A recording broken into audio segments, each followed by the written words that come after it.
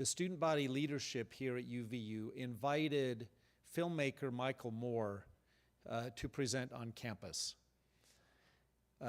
He was presenting as part of his Slacker Uprising tour in the lead up to the 2004 election. When word got out that the students had invited Moore to campus, a controversy erupted, not only on Utah Valley State College's campus, which it was named then, but also in the broader community, and it became a nationwide fascination with what was going on at UVU.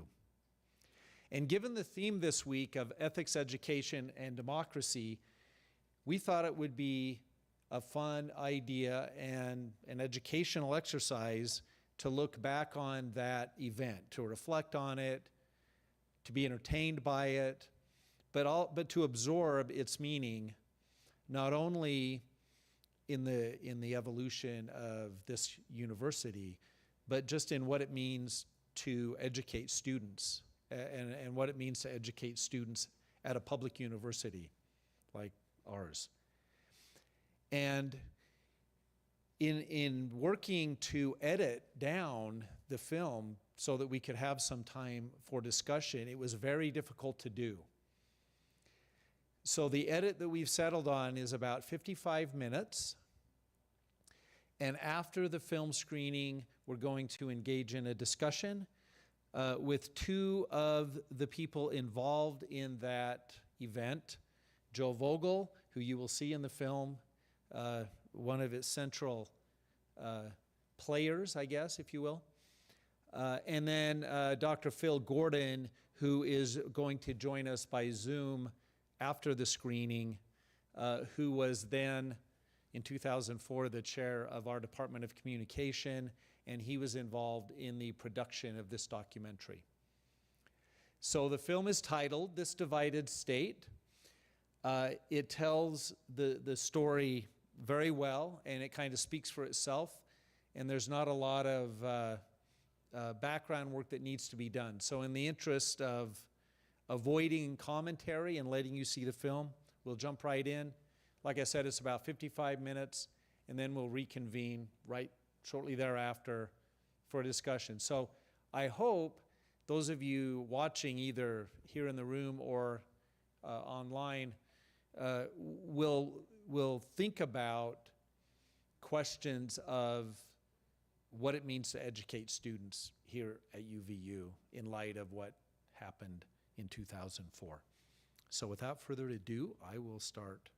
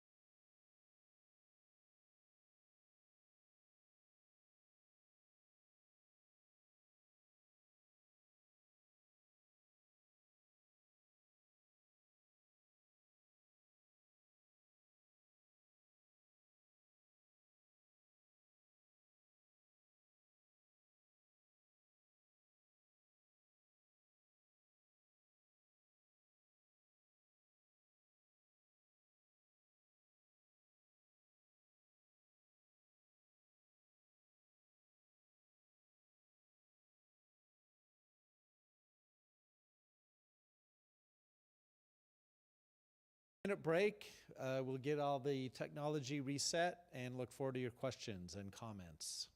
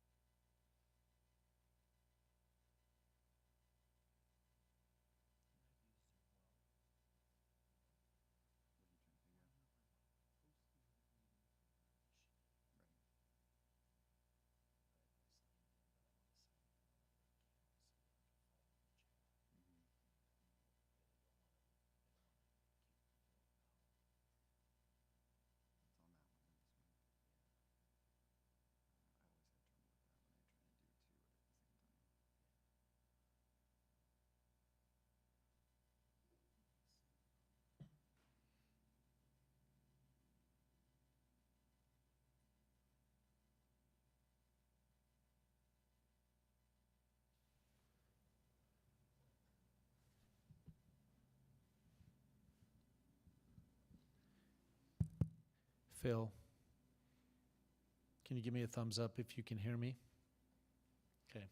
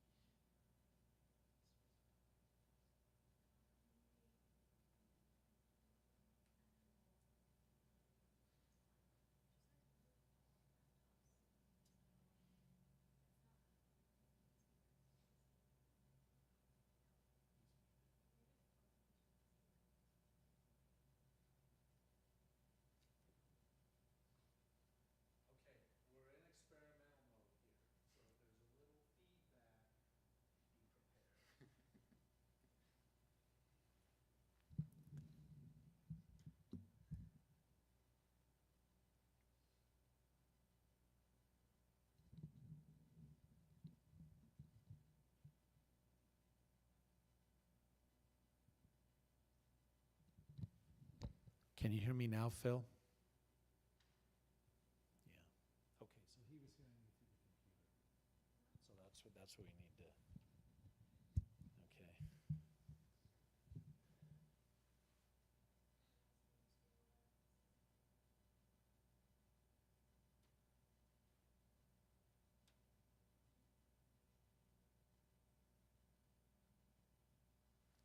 Do you know how to switch him to the view on this one up here? So if he's speaking, how does he come up?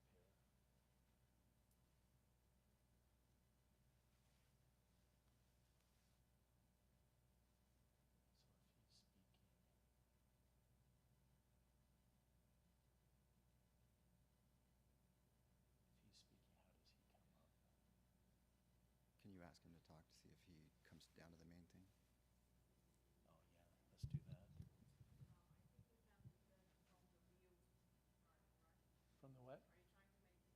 Yeah.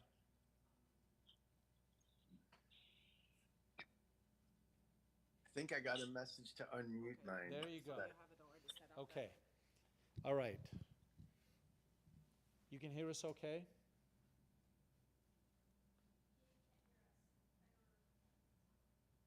He can. Now talk. Go ahead and talk, Phil. This is Professor Phil Gordon, There you go. the real Dr. Phil, coming at you. All right.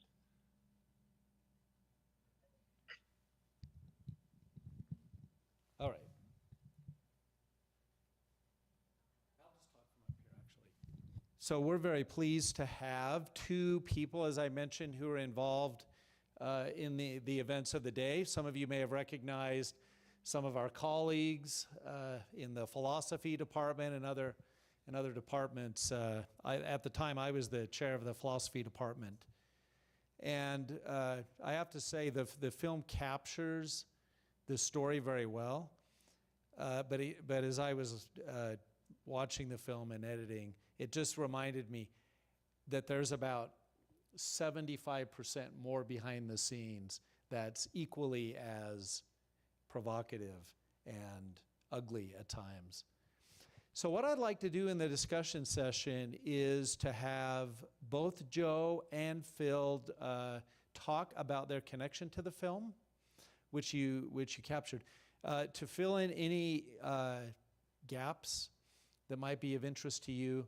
And I've also asked each of them to talk, to speak to how this moment, how this event factored into the development of our political discourse nationally, but also how it factors into the development of UVU and this institution and the education that we're trying to promote and advocate.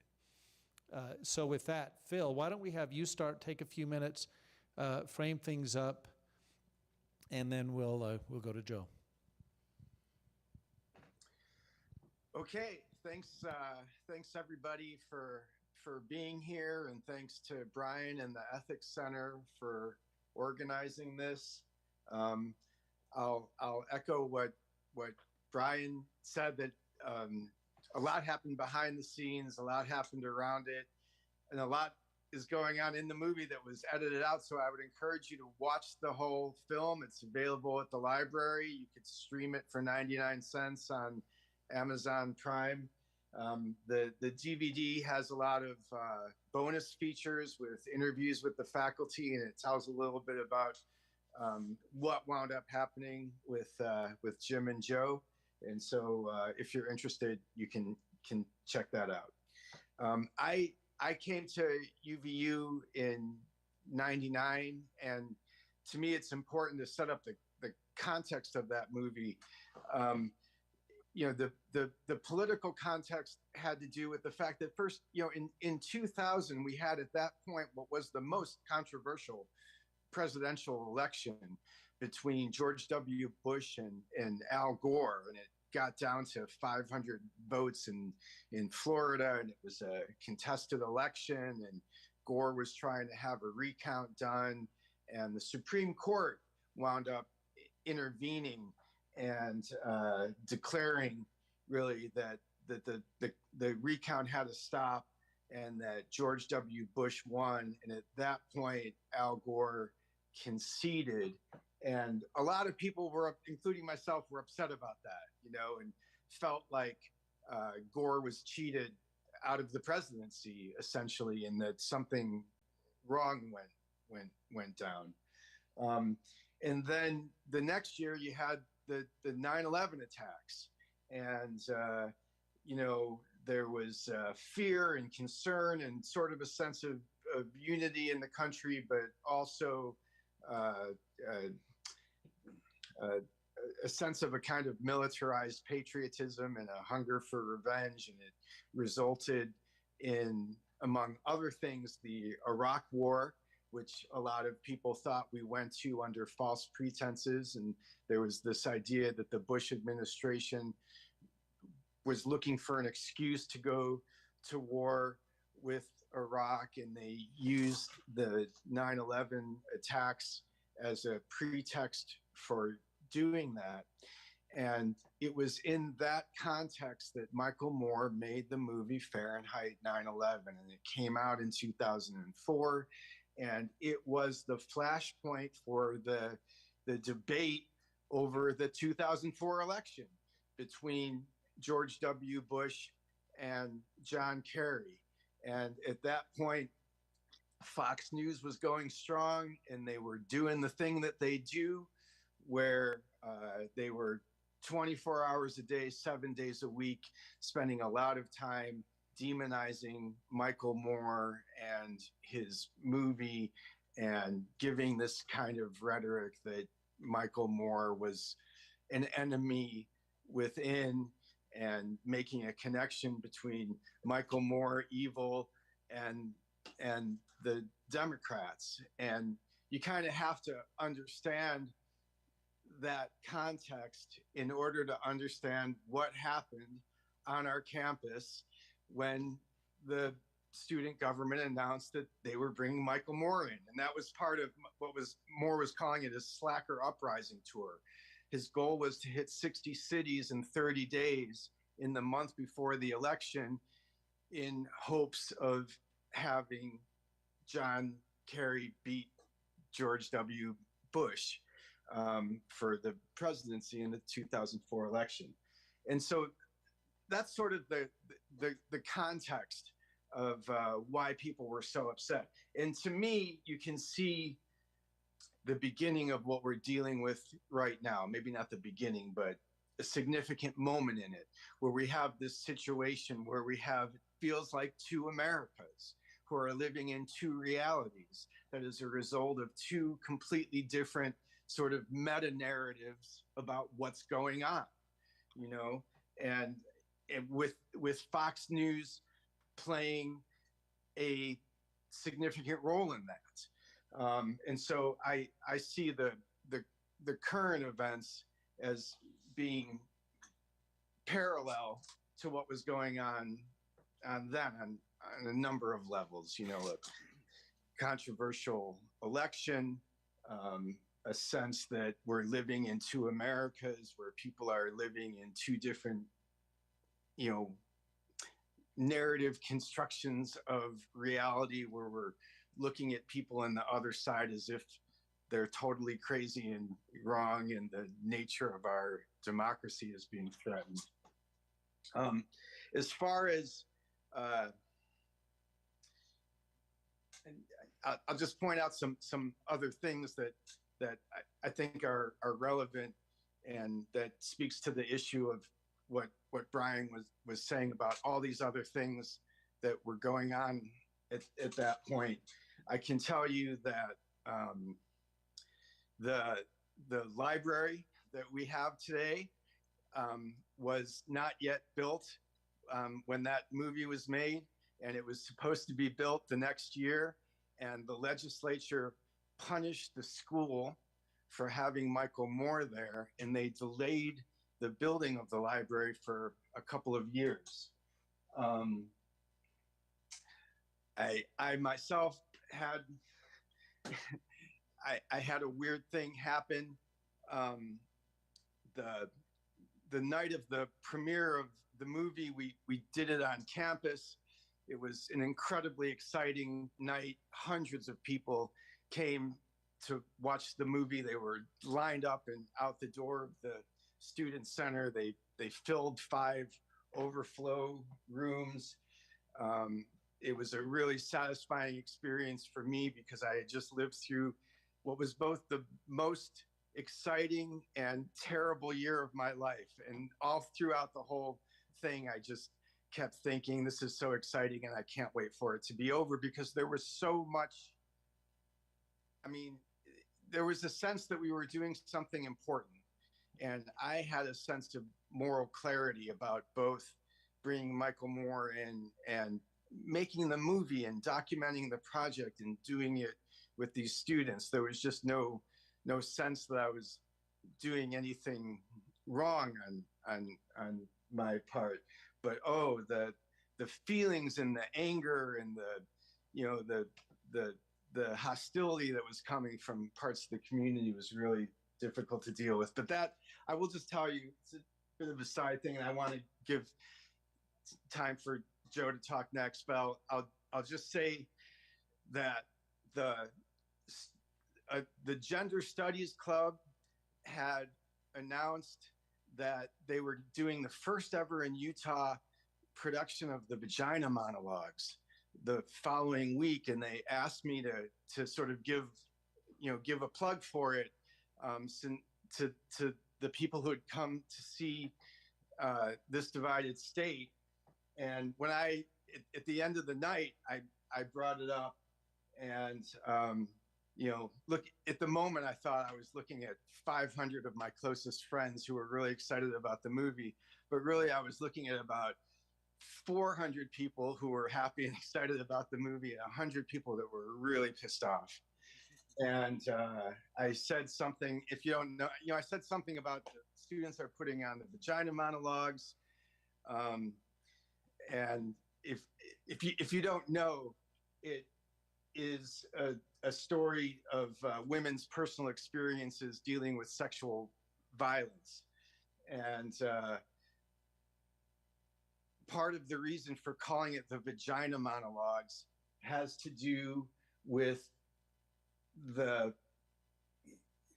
the ability to talk about sex openly, and the idea that if you can't talk about sexual violence, you won't be able to resist or heal from sexual violence. And so there's this, the Vagina Monologues tells explicit stories about sexual violence, and it uses the word vagina to sort of open up a space where it's safe to talk about private things, and I said something to the audience to the effect of, I know some people are squeamish about the word vagina.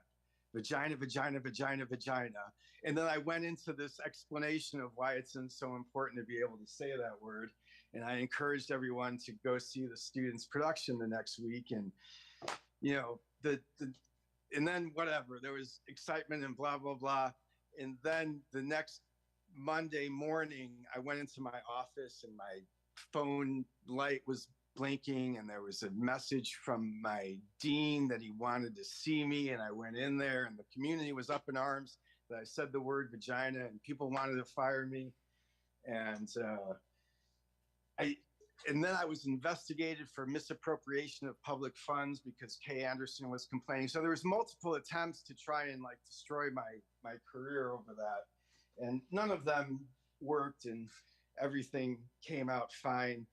But what I'll point out about those just little examples I gave you is it speaks to the complex field of struggles over power that politics has to do with. And it isn't only about voting for elections, but it's also, institutional pressures.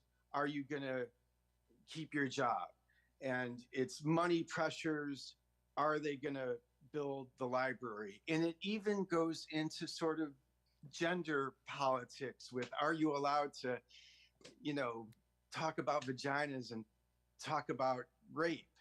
And if you look at our politics today, you'll see very similar things going on, that it isn't just about the presidential election.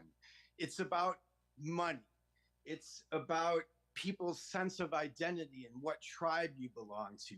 And it's even about gender and sexuality also, you know, as you can see with the fight over abortion being at stake in our next elections. So anyway, those are a few of my highlights. I could talk for hours about the making of that movie. I have a million stories I could tell, but I'm not the only person here. So I think I'm going to shut it down for now and give Joe a chance to talk. And of course, I'm available to answer any questions after. Thanks for listening to me. Thank you, Phil. Joe. All right. Well, first of all, that's the first time I've seen that film in about 15 years. That was kind of a trip just to watch it. The other thing that is kind of striking for me is I've also been outside of Utah for about 15 years or so, and so it kind of like pulled me back into the, you know, both that time period and the culture. It was a wild experience. I was 22, 23 when all that happened, and I just was not prepared for it. You know, in terms of, I just did not expect that reaction. We on student government, I was student vice president. Jim, who was also in the film, was student body president. I was in charge of inviting speakers, and so we were always being sent, you know, emails about possible speakers that could come to campus. I didn't really have like a fully formed political ideology at the time, so my sense was more, hey, this guy's, you know, like a big figure. He just had a movie come out. That would be cool, you know. I think the students would get excited about that, and that was really, you know, the extent of it at that point, is just thinking, you know, we wanted to bring in speakers that, you know, would generate dialogue, debate, and like I said, I just didn't expect that type of reaction, like how visceral it was, you know, to the point that we did get death threats. You know, we got bribed. You know, there was tons of pressure put on us, put on the institution. So it was a really kind of eye-opening experience. I you know, later went on to get a master's degree and a PhD, and so now I have, you know, a better sense of how, you know, universities work. You know, but at that time, it was all just really new to me, and really, and just a really kind of interesting experience. And I guess the other thing, just looking at it now, and I want to leave as much time as possible for questions, but it's just that we thought at the time that we were living in the most polarized moment in American history. Little did we know, right? You know, that it's just gotten worse and worse, I think. And that's kind of sad. You know, this divided state, I think we're more divided now than ever. And that's unfortunate. I think that there were a few real kind of principles that I believed in at the time, and I still believe in. One of those principles is civility, right? Just treating people with, you know, a basic sense of decency, and listening to people and having an open mind. And the other thing that I think is really probably more, really when the chips are down, is when you are willing to protect speech that you disagree with. And I think that, you know, that's important. An important thing to think about, especially at a university, is how willing you are to listen and to protect speech, even if you disagree with it, you know, and be willing to just let people, you know, I think basically to treat people like adults, right? Because by the time you're in college, you know, I think there's this fear, you know, constantly that, you know, about how, you know, this or that is going to affect people. But I think if we're talking about adults, we should be able to listen and then form our own views. So those are just some kind of preliminary thoughts after watching it. I honestly was kind of emotional watching it. Again, it's been so long. It's weird to see yourself at that at that age and to go through such an intense experience. But I'll just leave. The book that I was writing at the time. Oh yeah, so that was, yeah. So I did end up. I think they mentioned at the end of the documentary that that I was considering at that time writing a book about the experience, which I eventually did. But that was interestingly a big part of why I was asked to resign. And it was really frustrating to me because I felt like we had stood on principle through the whole experience. We had like kind of, you know, stayed with it, and you know, me and Jim and student government, all of us had kind of stuck together. And then after the fact, I think a KSL reporter was talking to me, and they're like, you know, well, what's next for you? What are you going to do? And I'm like, well, I'm thinking about writing a book about this crazy experience that I just had. And shortly after that, you know, kind of similar to what Phil was talking about, I was called in and basically said, we want you to resign, because they didn't want any more attention on the controversy, you know, and I think they were kind of worried because I was there for a lot of the kind of behind the scenes stuff, you know, what I might say, or I think there were just concerns about that. So that is, you know, played a big part in why I was asked to resign. Okay, let's open it up for questions. Hannah has a microphone.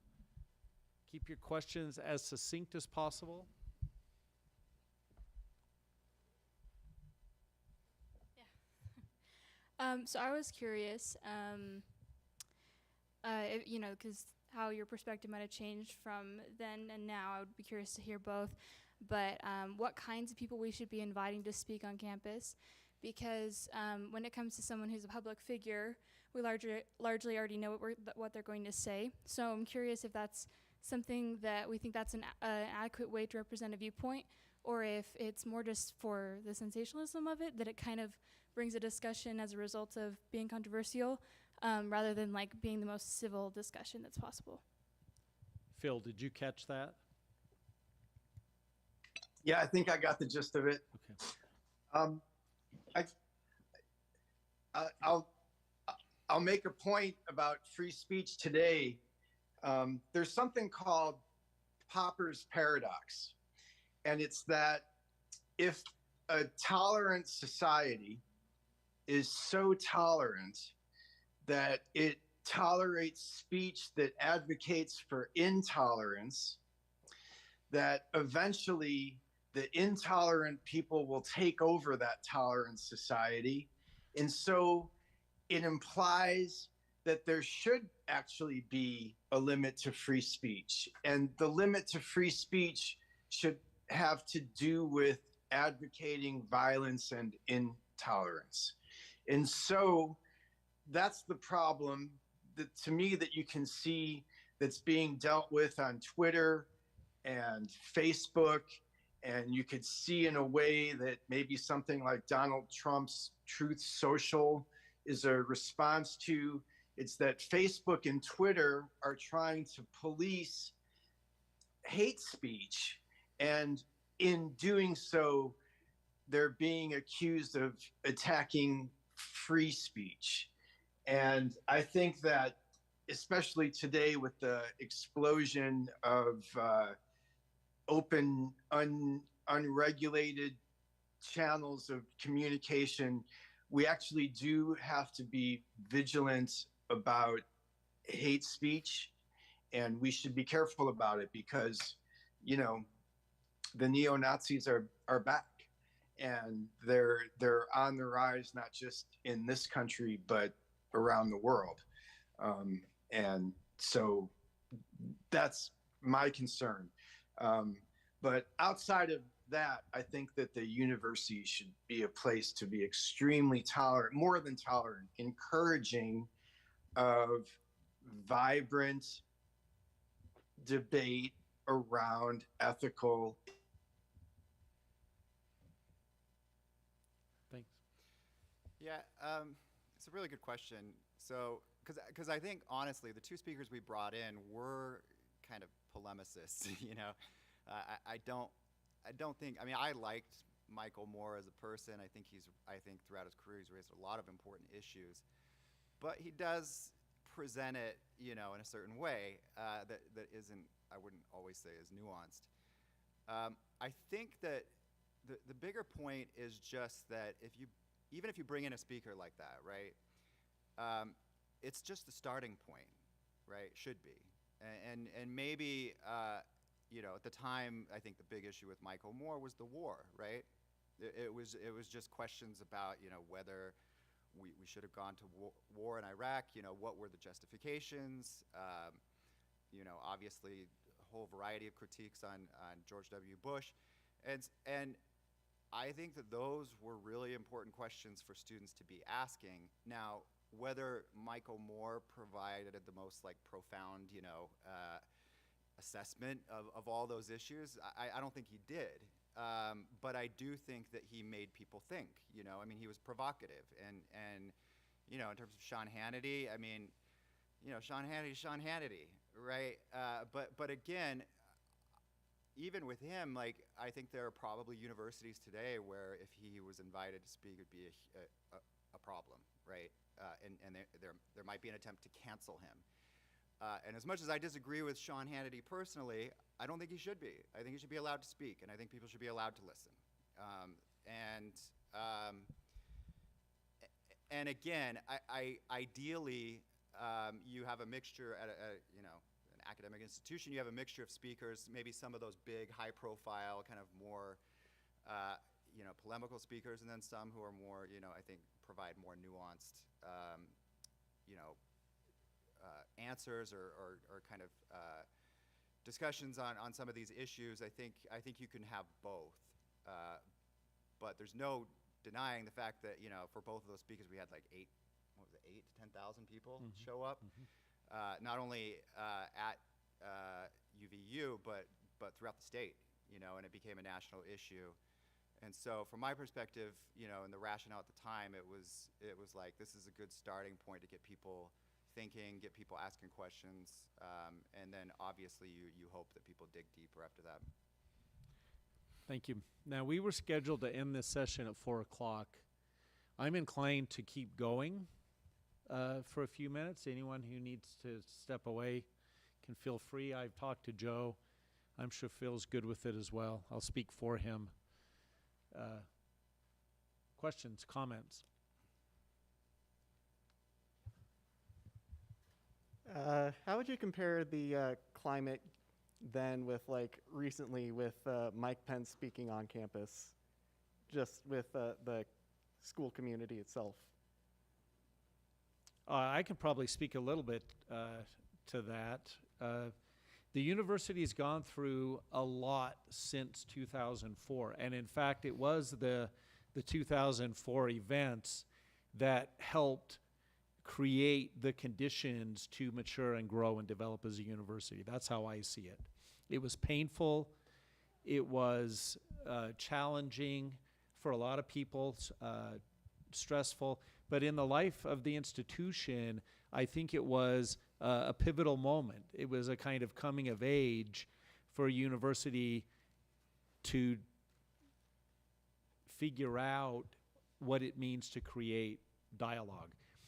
And the Mike Pence visit is another example of the challenges, where one of the questions that we face when we're putting together events is, do we invite people of different viewpoints within the same session so that within a given panel discussion, all the different points of view are represented? Or do you invite a speaker from a certain point of view for one event and a speaker from a different point of view later on? I think that's part of the challenge that the university has faced and that I've faced, is getting criticism for who we invite without taking a look at the big picture. And, Phil made a great point about the invitation of Barbara Bush, right, where there was, there were similar expenses involved, right? And so I think that Steven Greenstreet, the producer, who I'd like to thank publicly for allowing us to view this film, did a great job of showing and communicating to the audience that it really wasn't about the money. Because if money was the issue, and Joe can speak better to this than me, then we would be having a different conversation.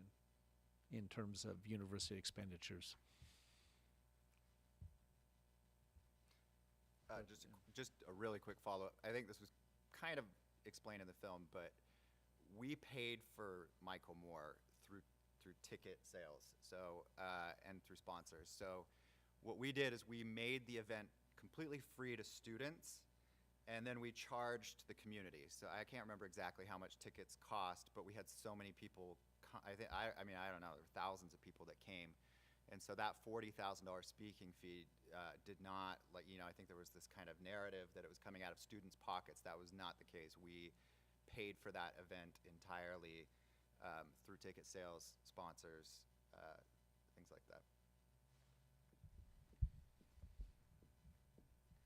Hannah? So do you think it affected your career going forward? I mean, I think probably it had to have, just to have that formative of an experience, at such a young age. I think that it was, for me personally, I think it was an important thing to go through, and it was a kind of a matter of principle. And like I said before, it was just kind of eye-opening, and now that I've spent, the majority of my life in higher education, it was like good information, about how things often work. Phil mentioned, power dynamics, like that. It was kind of a peek behind the curtain, I guess is the best way to put it. It was just like, okay, universities are kind of operate like corporations in a lot of ways too, right? And they're money plays a big role. I mean, the library was mentioned, which it's a beautiful library, by the way. I came back to UVU and it's like exploded. Like it's so much bigger than when I was here. But we were at this kind of pivotal moment for the school where it was kind of transitioning into a university. And so there was a lot at stake, and so yeah, I think it did. I think it impacted me, not just my career, but probably just me as a human being. So Phil, you and I have both we experienced this event, and we've been part of the university since the event. So I'm interested in your thoughts about how this controversy affected the culture of the university, for good or for ill. Yeah, at the time, I felt like we won in a way. Like we stood up for our rights to have a liberal, progressive, controversial voice come to campus. They tried to stop us and they failed. And it felt legitimating and validating. And I mean, from my perspective, it enhanced a sense of community with the more progressive minded people on campus. And it made me feel like a supported member of the community. But then I also think about the fact that a good friend of mine who's very politically savvy, who was from Utah, looked at me when it was over, and he said to me, "You think you won? You didn't win. They'll win. They always win." And he meant the sort of Utah power structure. And of course, that was followed by, an attempt to get me in trouble for talking about the Vagina Monologues. It was followed by an attempt to get me fired for misappropriating public funds. I was thoroughly investigated. I didn't get fired, but I did feel I didn't misappropriate any public funds. I didn't do anything wrong in the making of that movie. I was always worked very closely with the UVU attorney, and I was very careful. But I did feel, at that point I was chair of the department, and I was thinking I was tracking toward an administrative career, but it was over after that movie. I mean, I definitely felt like I was kind of put in a box and labeled a troublemaker, and they were never gonna, let me be an administrator, and that's fine. I had a different path, and I'm really glad that the school supported. In the end, the school supported the making of the movie, sort of. I mean, not in a complete way, obviously, but I survived. I still got tenure the next year, so I have no complaints about it. But I'm more akin to thinking about it the way that Brian talks about it, where it was a critical moment in the maturation of the university as an institution. It was like a baptism by fire, and I feel like we were a better school after it was over. Thank you, Phil. One way to talk about winners and losers in the whole thing is when a controversy happens and the media spotlight and everybody turns to the next thing, to go back and look at what happened as a result of an event. And there were some very interesting and in some cases troubling events that took place after the dust had settled and the attention was elsewhere. For example, the policies regarding students inviting speakers were changed, right? And they were challenged, obviously, during the process, right? The kind of freedom that the student body leadership had to invite speakers, but those policies were changed, and in some respects, the freedom was curtailed. And it was a important case study for me in kind of what happens quietly to policies when people aren't looking, when there isn't the bright glare of the spotlight. And so that's been an ongoing challenge. I can't speak to the current policies. I haven't stayed attuned to them, but there was a lot that happened in the aftermath of Michael Moore in order, with regard to donor relations, with regard to policies regarding student activities.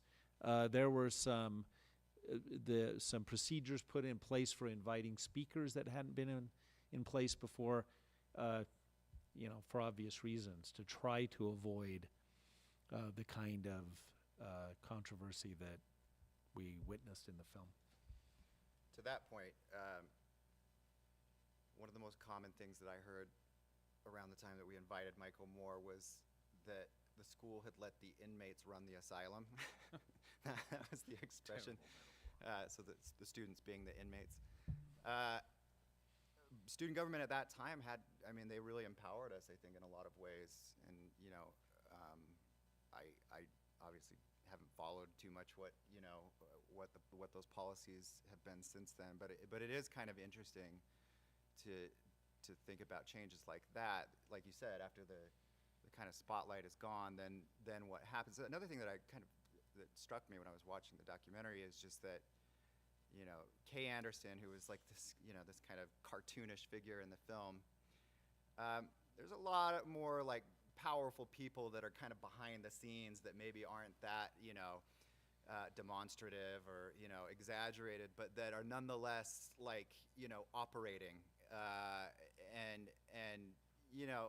It struck me that just to target students, right? I mean, we were, I think put in a really tough position where not just the Kay Andersons of the world, but like major donors, state legislators were putting pressure on us and putting pressure on the college and wanting some kind of,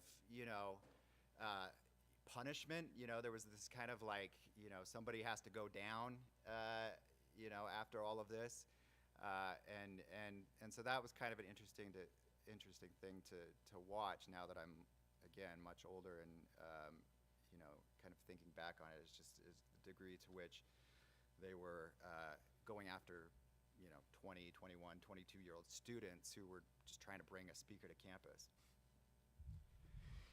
I'm going to plug Joe's book because this conversation reminds me of portions of his book that go into greater detail about the kinds of pressures that were brought to bear on the students from forces around the university, whether it's donors, whether it's administrators, whether it's legislators. It was a fascinating study in its own right. And the irony that I observed from my standpoint was, here we are trying to develop student leaders and to teach them about how democracies function, how free speech functions, how deliberation, if I can get that word out, functions, right? And yet the students were exposed to, not for good, but for ill in my mind, they're exposed to kind of the ugly dimensions of power politics in a community, like Joe said. You know, they went in with one motive, and the curtain was definitely lifted in terms of how all this played out.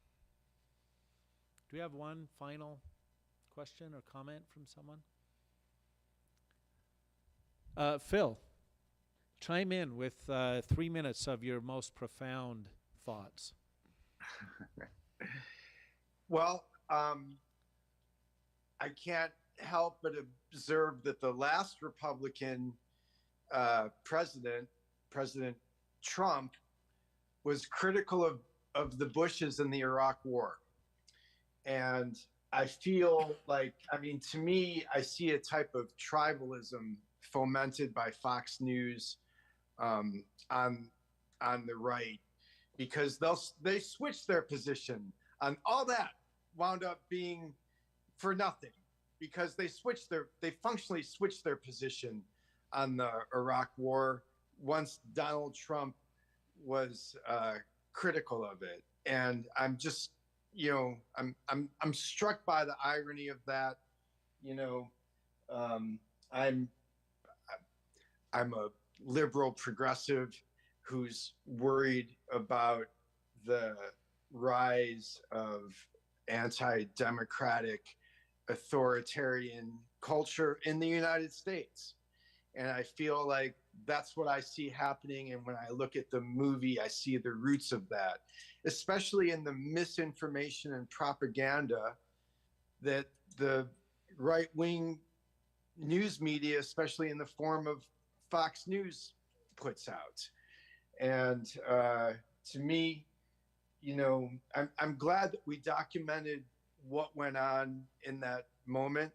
And I think that we have to keep telling true stories about what's really going on based on an ethical commitment to democratic values like one person, one vote, access to voting, you know, equality and liberty for all, including people who, you know,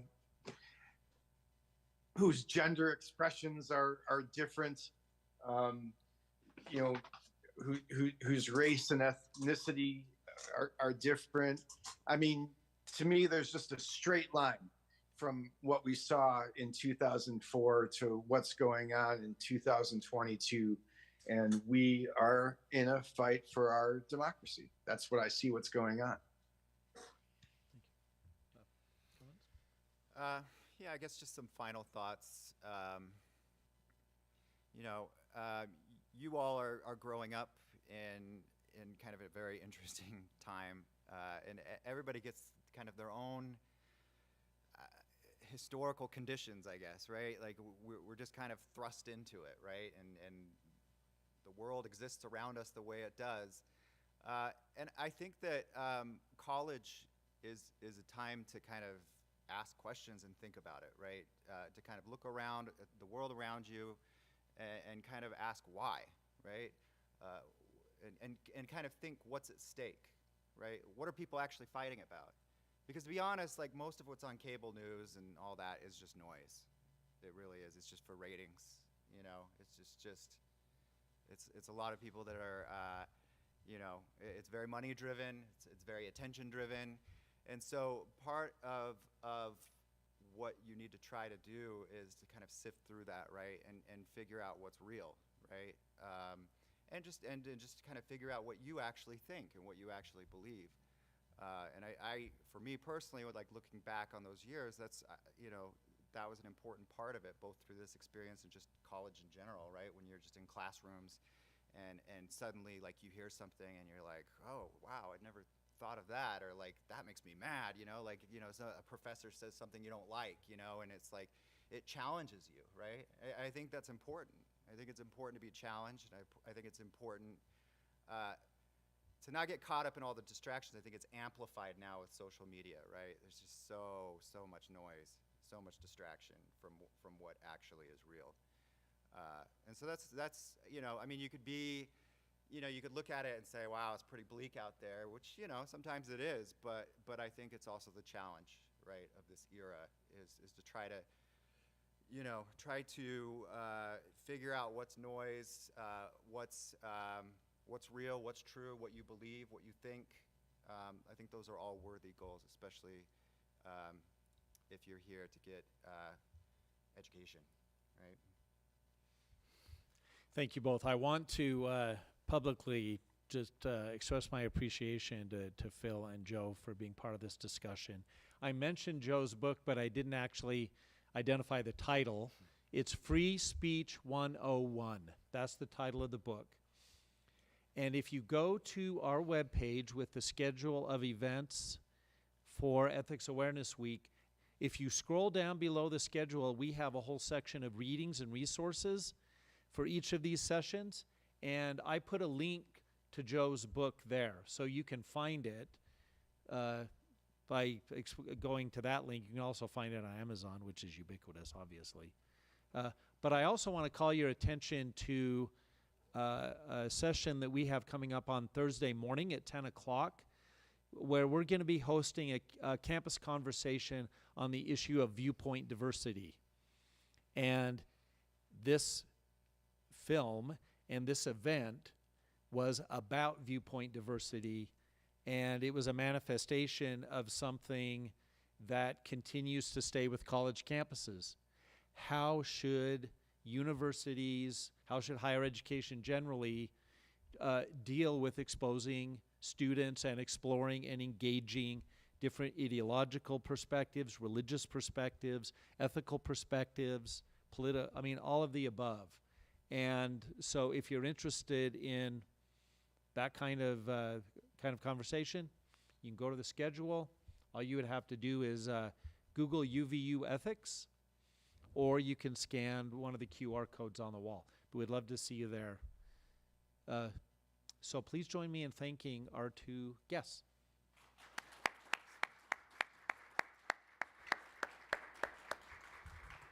And thank you all for coming. Have a great afternoon. Thanks, everybody. Great to see you, Joe. Good to see you, Phil.